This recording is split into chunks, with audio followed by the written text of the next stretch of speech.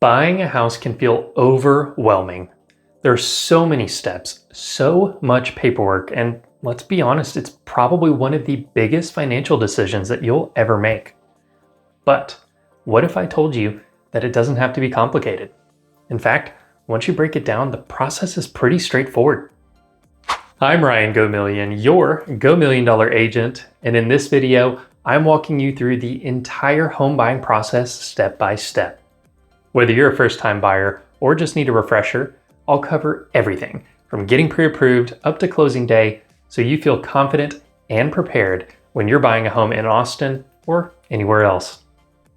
By the end of this video, you'll know exactly what to expect, what mistakes to avoid, and how to make buying a home as smooth as possible. Let's dive in. All right, first things first. Before you start scrolling through Zillow and falling in love with homes outside of your price range, you need to know what you can afford. This starts with a conversation with a lender. They'll look at your income, debts, and credit score to determine how much you can borrow. But here's the thing. Just because a bank says you can afford a certain amount doesn't mean that's what you should spend. Factor in other expenses like property taxes, insurance, and maintenance. My general rule of thumb is that you don't want your housing payments to be more than a third of your monthly income. Once you find that number, you can work backwards to find out your budget in the current mortgage rate environment. And if your credit score is less than stellar, make sure to strategize how to raise it before you purchase a home. A lower credit score can keep you from getting the best mortgage rate and even prevent you from qualifying for a loan. The key here is to get pre-approved, and that is different from pre-qualification. Pre-approval means a lender has looked at your finances and given you an actual number that you can work with. Sellers take you more seriously when you have this in hand when you start submitting offers. Okay, I know what you're going to say. Ryan, you're a real estate agent. Of course you're going to say this. But having the right real estate agent can make all the difference. A great agent will guide you through the process, negotiate on your behalf, and help you avoid costly mistakes. When choosing an agent, look for someone who knows the local market inside and out, communicates clearly, and actually listens to your needs. Make sure to vet them by looking at their reviews, their online presence, and other ways you can confirm that they'd be a good fit for you. The agent you choose to work with can make or break your home buying experience. And also, make sure that they explain the change in buyer's agent compensation that went into effect in August 2024. If you're moving to Austin, I'd love to help, but wherever you're moving, make sure you're working with an agent who has experience in that area and who can guide you through the entire process, not just open doors for you. Now comes the fun part, house hunting. But before you start touring homes, take a step back and define what you really need versus what you want. Think about the right location, considering your commute, the nearby schools, and your favorite places to hang out.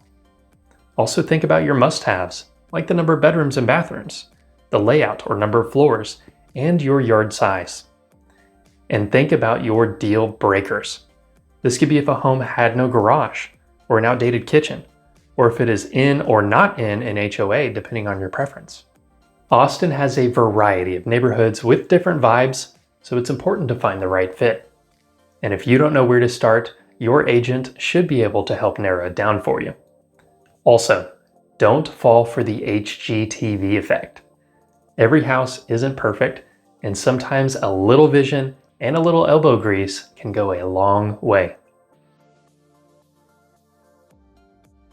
Found the one? Great. Now it's time to put in an offer. Your agent will help you determine a competitive yet reasonable price based on the market, recent sales, and the condition of the home. But here's where strategy comes in: negotiation. Your offer doesn't just include price, it also includes terms like contingencies, such as for financing, the appraisal, and inspections, your closing timeline, and seller concessions and buyer's agent compensation. In Austin's market, things can move quickly, so being prepared to negotiate can mean the difference between getting the home or losing it to another buyer. Once your offer is accepted, the next step is to do your due diligence, including the home inspection and the appraisal. An inspection helps uncover any major issues before you fully commit. Even in a hot market, never skip this step. You don't want to be surprised by costly repairs after moving in. And if something comes up, you can negotiate repairs or a price adjustment, or even walk away if the repairs are too much of an undertaking. Sometimes your general inspection will uncover the need for more specialized inspections too. This part of the contract period is for you to have as good an understanding as possible of what the condition the home is in. An appraisal, on the other hand, is done by the lender to make sure the home is worth what they're lending you. If it comes in low, you might have to renegotiate or bring extra cash to closing. The appraisal typically comes in 1 to 2 weeks after going under contract and can be anxiety-inducing. This is why it is so important that you put an offer on a home based on what the market says it's worth and that you don't overpay. Also, depending on your loan type, your appraisal may be more involved and evaluate the house for the condition it is in. There are a handful of different lending guidelines, and it's important to discuss the different requirements with your agent and your lender. If you're purchasing a home for cash, then you do not need to have an appraisal done, and typically the contract moves towards closing quicker than if you were financing. Once everything is cleared, the inspection, appraisal, and loan underwriting and approval, then it's time for the closing day. After the lengthy process and answering dozens of emails from the title company and your lender, closing day has finally arrived. You'll do a final walkthrough of the home to make sure everything is in the same condition as when you made your offer. Then, at closing, you'll sign a mountain of paperwork, seriously, a lot. Finalize your loan and get the keys to your new home.